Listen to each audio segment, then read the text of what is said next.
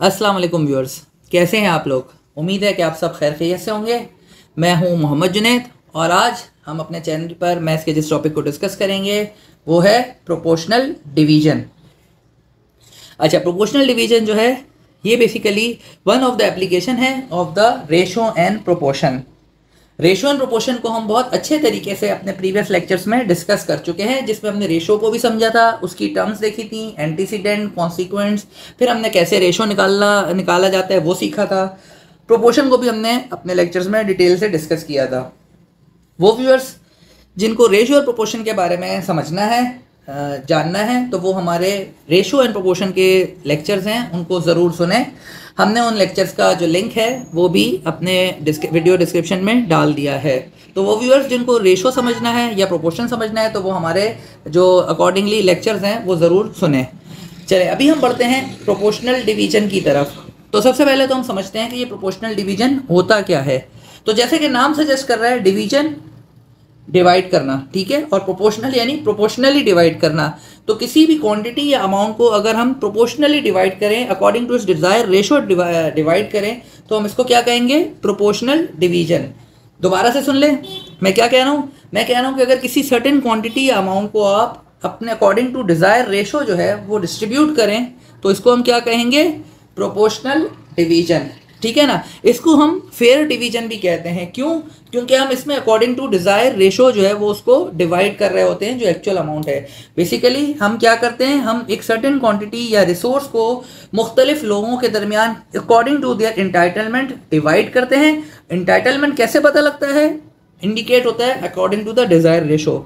तो हम जो है वो अमाउंट को अकॉर्डिंग टू इंटाइटलमेंट या डिज़ायर रेशो के हिसाब से डिवाइड करते हैं ताकि ईच पर्सन जो है वो अपना डिज़ायर्ड शेयर या ड्यू शेयर जो है वो हासिल कर ले या उसे मिल जाए। तो हमने कहा कि फेयर डिवीजन हमने की है, मुनसिफाना डिवीजन हमने की है, तो इसी को हम प्रोपोर्शनल डिवीजन कहते हैं।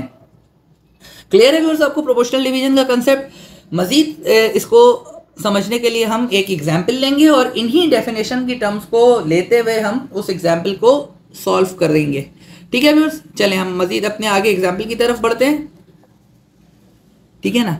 ये आपके सामने एग्जाम्पल आ गई है, ठीक है ना। Example to understand the proportional division. जी, तो एग्जाम्पल क्या कहती है। एग्जाम्पल में है कि हमें एक अमाउंट है, सर्टेन अमाउंट है जो कि 180 रुपीज़ का है। इसको हमने डिवाइड करना है among 3 childrens, Sumaiya, Saad and Umar, in the desire ratio of 4:3:2 respectively, ठीक है। यानी हमें 180 रुपीज़ को किस तरह डिवाइड करना है, 3 बच्चों में डिवाइड करना है अकॉर्डिंग टू देयर इंटाइटलमेंट, जिसमें सुमैया का इंटाइटलमेंट 4 है, साद का इंटाइटलमेंट 3 है और उमर का जो है वो 2 है, ठीक है। यानी क्या मतलब कि जो है हमने अमाउंट को इस तरह डिवाइड करना है कि सुमैया उस अमाउंट का जो है वो 4 पार्ट हासिल करे, मोहम्मद साद जो है वो उस अमाउंट का 3 इक्वल पार्ट हासिल करे और जो मोहम्मद उमर है वो उस अमाउंट का 2 इक्वल पार्ट हासिल करे या उसे मिले, ठीक है ना। तो हमें ये प्रोपोर्शनली डिवाइड करना है 180 रुपीज़ को। तो चले हम इसके सोल्यूशन की तरफ बढ़ते हैं। क्लियर है ना, हमने किस तरह, मैंने कहा कि आपको प्रोपोर्शनल डिवीजन डिवाइड करना है। तो चले हम इसके सोल्यूशन की तरफ बढ़ते हैं, ठीक है। तो हमने क्या कहा, सबसे पहले हमने ये कहा है कि अपने 180 रुपीज़ को किस तरह डिवाइड करना है, इस तरह से कि सुमैया को जो है वो 4 इक्वल पार्ट्स मिल जाएँ, मोहम्मद साद को 3 इक्वल पार्ट्स मिल जाएं और जो मोहम्मद उमर है उसको 2 इक्वल पार्ट्स मिल जाएं। तो हमें इसका मतलब टोटल कितने पार्ट्स में 180 रुपीज़ को डिवाइड करना है, तो ये हम इसके रेशोज के अमाउंट को सम करते हैं। ये 4 equal part for Sumaiya, 3 equal part for Mohammad Saad and 2 equal part for Mohammad Umar. तो टोटल पार्ट कितने बन गए, 4 + 3 7, 7 + 2 9। तो इसका मतलब आपको 180 रुपीज़ को सबसे पहले तो 9 इक्वल पार्ट्स में डिवाइड करना है। तो 180 को अगर हम 9 इक्वल पार्ट्स में डिवाइड करें तो कितने हो जाएंगे, 180 रुपीज़ को हम 9 इक्वल पार्ट्स में डिवाइड करते हैं तो ये देखें 180/9, तो 9 1 ज़ा 9, 9 2 ज़ा 18 और 0। तो इसका मतलब आपके पास एक पार्ट जो है वो 20 रुपीज़ का बनता है। क्लियर है व्यूअर्स, यहाँ तक एक पार्ट कितने का बना, 20 रुपीज़ का बना। यहाँ तक अगर आपको क्लियर है तो हम अब आगे बढ़ते हैं। आगे अब मैं क्या कह रहा हूँ, मैं कह रहा हूँ कि आपने अमाउंट 180 को किस तरह डिवाइड करना है, इस तरह कि सुमैया कितना पार्ट उसको मिल जाए, 4 इक्वल पार्ट्स मिल जाए। तो चूंकि हमें एक पार्ट अब पता लग गया है तो मैं कह सकता हूँ कि जो सुमैया का शेयर होगा वो कितना होगा, ये सुमैया का मैं शेयर लिख रहा हूँ, सुमैया का शेयर हमने कहा है वो 4 इक्वल पार्ट्स हैं, ठीक है। तो चूंकि एक पार्ट जो है वो 20 रुपीज़ के बराबर है, तो 4 पार्ट्स बराबर हो जाएंगे 4 मल्टीप्लाई बाय 20, जो कि बराबर हो जाएगा 80। तो इस तरह सुमैया को कितना अमाउंट मिल जाएगा, 80 रुपीज़ मिल जाएगा। चलें आगे बढ़ते हैं। मोहम्मद साद, मोहम्मद साद का शेयर कितना बनेगा, मोहम्मद साद को हमने कितना शेयर देना है, हमें उसको देना है 3 इक्वल पार्ट्स। तो एक पार्ट चूंकि 20 रुपीज़ का है, तो 3 पार्ट्स उसको हम 3 से मल्टीप्लाई करेंगे तो वो बन जाएगा 60 रुपीज़ का। तो इस तरह से मोहम्मद साद को कितना अमाउंट मिल जाएगा, मोहम्मद साद को मिल जाएगा 60 रुपीज़। आ जाते हैं मोहम्मद उमर की तरफ। मोहम्मद उमर को कितना अमाउंट मिलना है, मोहम्मद उमर का जो शेयर है वो कितना है, मोहम्मद उमर का शेयर जो है वो 2 पार्ट्स है। तो एक पार्ट 20 रुपीज़ का, तो 2 पार्ट आपके मिलके बन गए 40 रुपीज़ के, 22 40। तो इस तरह से आपने देखा कि हमने जो है वो ₹180 को किस रेशो में डिवाइड किया, 4:3:2 के हिसाब से डिस्ट्रीब्यूट किया सुमैया, साद और उमर में। तो आप देखें चूंकि सुमैया का शेयर सबसे ज़्यादा था, 4 इक्वल पार्ट्स थे, तो उसको रुपीज़ भी 80 रुपीज़ मिले। मोहम्मद साद को चूंकि 3 पार्ट्स थे तो उसको 60 रुपीज़ मिले, और जो मोहम्मद उमर था उसके 2 पार्ट्स थे तो उसको 40 रुपीज़ मिले। अच्छा, आपने आंसर सही निकाला है या गलत निकाला है, इसको हम वेरीफाई भी कर सकते हैं। वो इस तरह से कि अगर हम इन टोटल अमाउंट को ऐड अप करें तो वो टोटल 180 के बराबर ही बनने चाहिए, क्योंकि हमने 180 को ही तो डिस्ट्रीब्यूट किया है इन तीनों में, और अकॉर्डिंग टू डिज़ायर रेशो हमने डिस्ट्रीब्यूट किया है। दैट इज हमने फेयर डिवीजन कर दी, जिसका जितना हक था हमने उसको उतने ही पैसे दे दिए हैं। और वो हक की जो इंटाइटलमेंट थी वो हमें कैसे पता लगी थी, वो जो हमें गिवन रेशो था उससे पता लग गई थी। तो हम देख लेते हैं क्या आंसर हमने सही निकाला है कि नहीं निकाला। तो हम देखते हैं ज़रा कि हम जो है वो तीनों को एड अप करके देखते हैं कि आंसर जो है वो वही आता है कि नहीं आता। तो देखें, सुमैया का शेयर 80, मोहम्मद साद का शेयर 60 और मोहम्मद उमर का शेयर 40। तो 80 + 60 कितना बन जाता है, 140, और 140 + 40 जो है वो बन जाता है 180। तो आप देखें टोटल अमाउंट दोबारा से 180 के बराबर आ गया। इसका मतलब हमारे ये जो आंसर हैं ये बिल्कुल ठीक है। तो क्लियर है व्यूअर्स, आपको ये क्वेश्चन समझ आ गया कि किस तरह से हमने प्रोपोर्शनल डिवीजन को यूज़ करते हुए अपने 180 रुपीज़ को 3 बच्चों के दरमियान डिवाइड किया। ठीक है व्यूअर्स, उम्मीद है कि आपको ये क्वेश्चन समझ आ गया होगा, और अब प्रोपोर्शनल डिवीजन का कॉन्सेप्ट आपके जहन में बिल्डअप भी हो गया होगा, क्योंकि हमने उसको एग्जाम्पल से भी समझ लिया। चले आगे अपने कंसेप्ट को मज़ीद मजबूत करने के लिए, मज़ीद इन्हांस करने के लिए हम थोड़ी सी डिफरेंट टाइप की एग्जाम्पल्स को भी समझते हैं। जी व्यूअर्स, तो ये आपके सामने जो है वो एक और एग्जाम्पल आ गई है, और इस एग्जाम्पल में हमने क्या करना है, इसमें हमने प्रोपोर्शनल डिवीजन को यूज़ करते हुए डिवाइड करने हैं 75 रुपीज़ को साद और आयशा के दरमियान, इस तरह से कि जो बॉय यानी साद है उसे ट्वाइस अमाउंट मिले as much as of the girl. क्या मतलब हुआ, इसका मतलब अगर गर्ल का पार्ट 1 है तो बॉय को कितना पार्ट मिले, डबल। ठीक है ना। इसमें बेसिकली डायरेक्ट रेशो आपको नहीं दिया हुआ, जैसे हमने प्रीवियस एग्जांपल में देखा था 2:3:4। इसमें हमें इन्होंने वर्डिंग में रेशो दिया हुआ है और हमें खुद से उससे आइडेंटिफाई करना है। वर्डिंग में किस तरह दिया हुआ है, हमें ये बता दिया गया है कि बॉय को जो है वो ट्वाइस मिलेगा amount as much as that of the girl. तो इसका मतलब अगर गर्ल को 1 पार्ट मिल रहा है तो बॉय को 2 पार्ट मिलेगा। अगर गर्ल को 2 पार्ट्स मिल रहे हैं या 2 रुपीज़ मिल रहे हैं तो बॉय को 4 रुपीज़ मिलेंगे।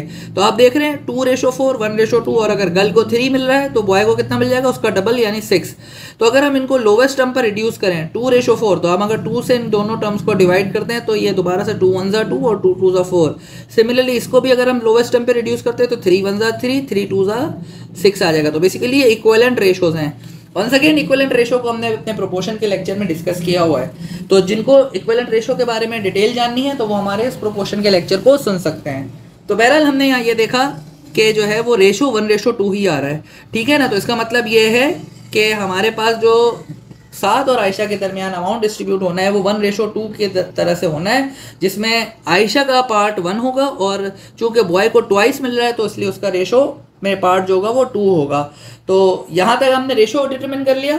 ठीक है ना। जब रेशो डिटरमिन कर लिया तो आगे वही स्टेप्स है जो हमने अपने प्रीवियस क्वेश्चन में किए थे, कि हमने ये आइडेंटिफाई करना है कि टोटल पार्ट कितने होंगे जिसमें हमने ये 75 को डिवाइड करना है। तो चूंकि हमने कहा कि आयशा को 1 पार्ट मिलेगा ऑफ 75 और मोहम्मद साद को जो है वो 2 इक्वल पार्ट्स मिलेंगे ऑफ द 75, तो टोटल पार्ट्स जिसमें ये डिवाइड होगा वो कितने हो जाएंगे, वो हो जाएंगे टोटल जो पार्ट्स होंगे आपके, टोटल इक्वल पार्ट्स जो होंगे वो कितने हो जाएंगे, वो हो जाएंगे 1 + 2 जो कि बराबर हो गया 3 के।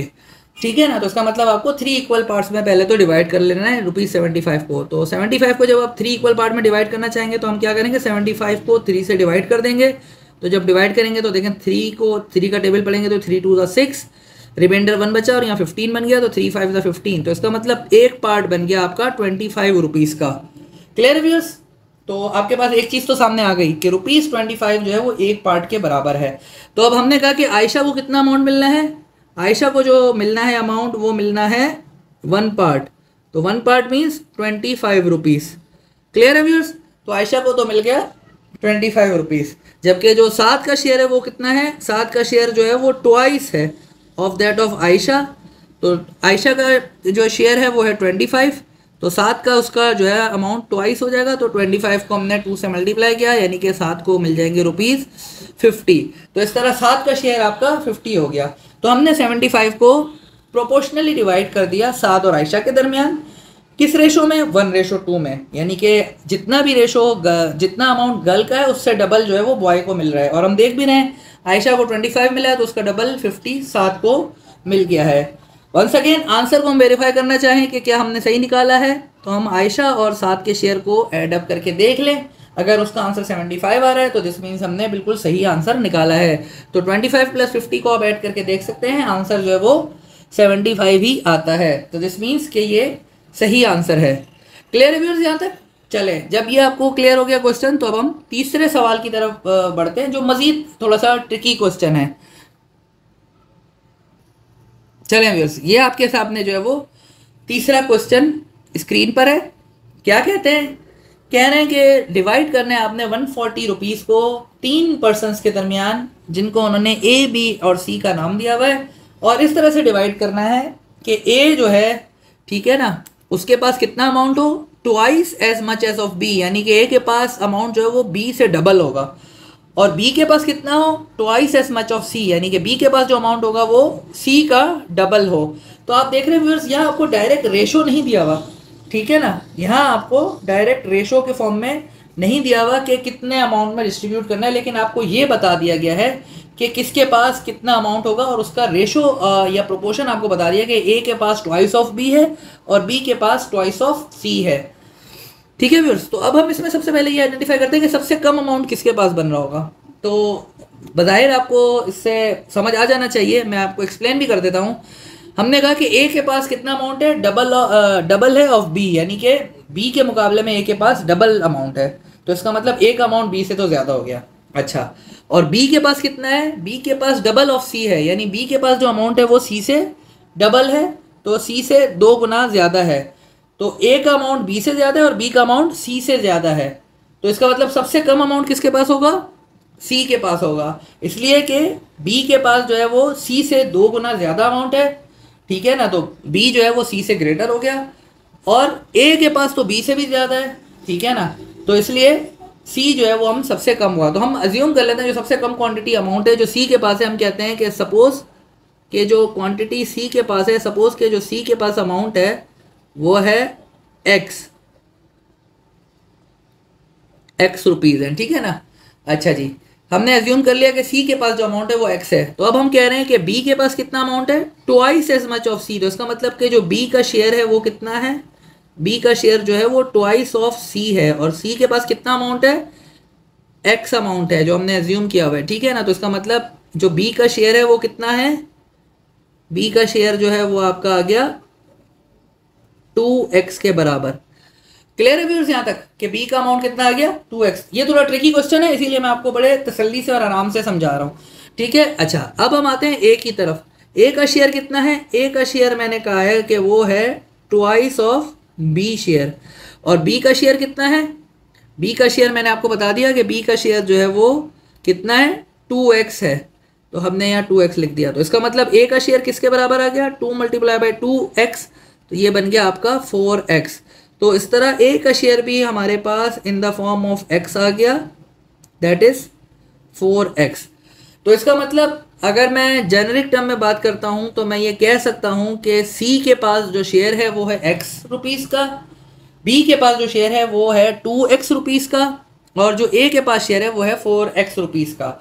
अच्छा, जो हमने बात की कि जब इन तीनों के पास इतना इतना शेयर है तो इन तीनों का शेयर जो है वो टोटल मिलके कितना बनना चाहिए, कितना बनना चाहिए व्यूअर्स, 140 के बराबर बनना चाहिए। ठीक है ना, हमने 12 पिछली एग्जांपल्स में भी देखा कि जब हम टोटल शेयर्स को ऐड करेंगे, जब शेयर्स को ऐड करेंगे तो वो टोटल अमाउंट के इक्वल बनने चाहिए।